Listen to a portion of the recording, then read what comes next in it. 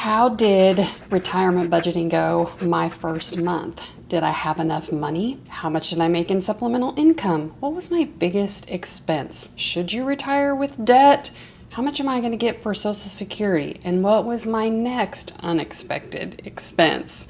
Let's talk about it. I'm going to go ahead and give away one of my unexpected expenses, and that's going to be dental work. I don't know if you can notice that half of my face is swelled up, so I have to get a root canal or a tooth extraction. And just so you know, that's $6,000. If anybody knows of a less expensive way to go about that, or different insurance or different procedures than a $6,000 tooth extraction and replacement, that'd be great. Budgeting went okay. I'm a self-proclaimed terrible budgeter, but I did do well and I did not go broke. And it's a work in progress. Everybody learns differently, and sometimes I have to learn the hard way. Yes, actually, I had enough money and had $400 left over. I did the no spend September and put some of my numbers in that video, and I'll post that video somewhere on the screen so you can go back and look at no spend September. I had enough, and I had about $400 left over without my supplemental income. Now the decision is what to do with that $400. And in the comments, I dare you to share what you think I should do with that $400 in leftover. I could invest it. I also haven't considered some of these unexpected expenses, and I still have a teenager at home. So yeah, I had $400 left over, but I really need a plan for that money. How much supplemental income did I make? And I know you're all curious about that. So here we go. On the book that I wrote, Lead with Appreciation, I made $61 this month. I've already looked at next month, and it's $123 for that book. The digital planner that I sell on my website, I sold one. I made $20 doing that. And then substitute teaching, I made $776, 2 days or 3 days a week. Usually I'm going to bump back to 2. And that's a total, I think, of $856. Something that I didn't mention in my last videos or any of my videos is, yes, I do get child support. I get $300 child support for 2 children. And I do use that money on the kids. When I started getting that child support 9 years ago, the attorney said, you probably don't want to save this in an account for your kids because raising kids is expensive and you're going to need that money. The advice that he said was use that money on your kids currently.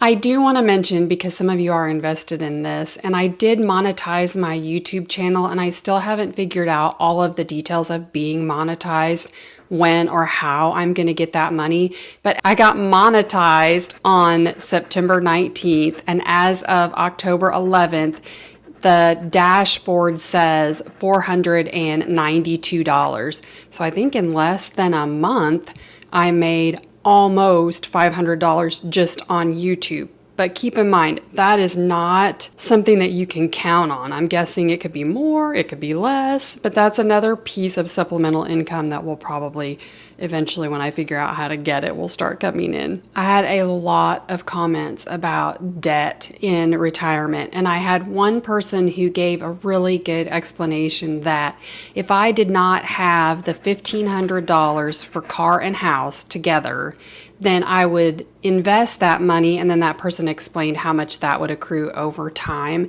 That was the best explanation of why not to have debt and what you could do with that money. Now, I know y'all are going to come at me in the comments because that's just the way it's been.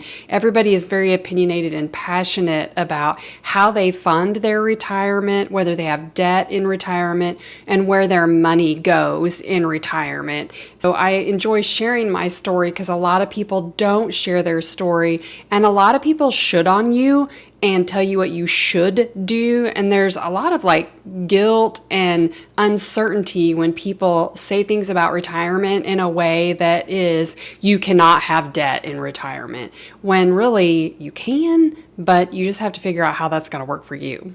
I have learned that I need better categories. Somebody recommended the category WTH just happened category, that you would keep your savings for all those things like the dentist or whatever comes up. But my fixed expenses are my car, my house, my health insurance, utilities, phone, and dental insurance that apparently doesn't really help a whole lot. Those are my fixed expenses, but I need categories for the other expenses. In my no spend September, I talked a little bit about what I was spending throughout the month to try not to spend a lot on just crazy stuff.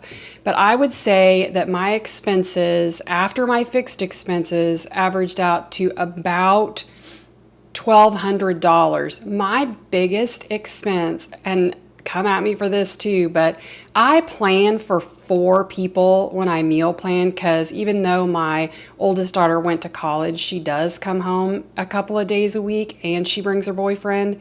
So my grocery bill was over $800. It was about $850 or something. And I say grocery, and that means everything at Walmart. So that's toilet paper, paper towels, shaving cream, Advil, Tylenol. I think I need to break those categories up. So if you have categories and you want to put that in the comment, that would be great. If I have $400 left over in the month without even considering my supplemental income, when I added my supplemental income of $856, that is about $1,200. I'll do the math on the screen, but it shows you how much I really have left over at the end of the month.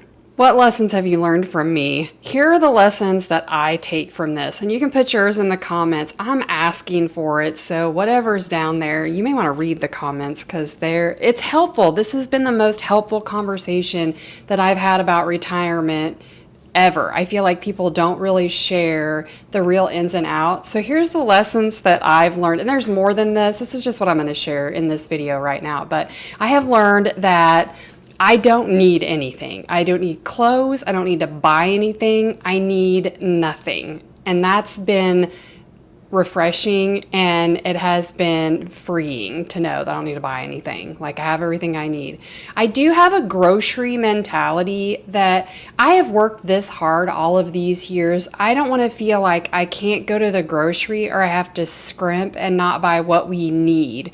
Now, there's times that I change what's on the menu because those items are expensive, but I don't want to feel like I can't go to the grocery or I can only buy peanut butter. I've worked a long time and I've worked hard and given up a lot. My grocery mentality is that I want to be able to buy what I need at the grocery. Another lesson is debt isn't a deal breaker.